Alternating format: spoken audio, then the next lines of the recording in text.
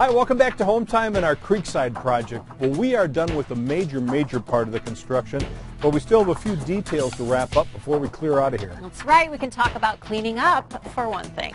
For example, the windows and glass around the house. It's a daunting job for you and me, but we know some guys that seem to make it a breeze. We also know there's a lot of dirt and debris that we can't even see, and that's inside the ductwork. We're getting that taken care of too. It's not all about cleaning though, because we're also getting our hands dirty out back and finishing things up around the storage area with some natural stone. So we've definitely got a lot on our plate today. That's right. Something good to chew on. Hope you can stick around.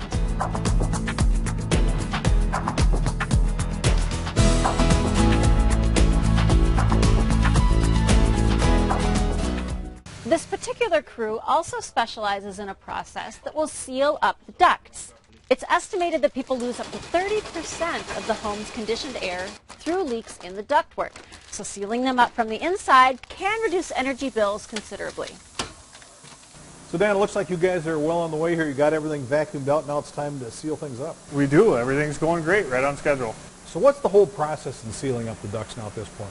We start by removing all the registers and grills and plugging them with a foam block so we can seal them up nice and tight. Then we begin to isolate the HVAC equipment so we don't cause any damage to that.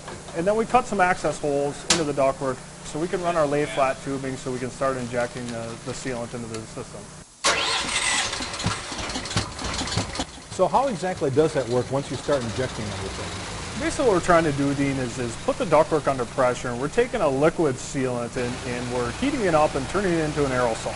And we're injecting that into the ductwork and forcing it out the holes so we can start sealing those holes. So again, the inside of the ductwork has a lot more pressure, so all that sealant wants to try to escape. Right. We're basically taking a high pressure zone and we're forcing the sealant outside those holes to a low pressure zone so it can slowly adhere to the edges and slowly fill the holes in. And all the while you're watching the stuff on computer. Yeah, we are. Actually, we're actively monitoring the system right here on a tablet so we can walk around the house and we can interact with you and other customers while we're doing the process. And so during that process, watching it on the computer, what are some of the values you tend to see?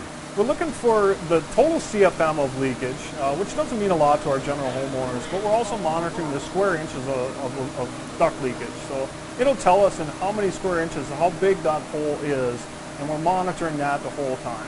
And there was a point where I took a look at it, and it looked like there was 60 square inches of total leakage in the return system.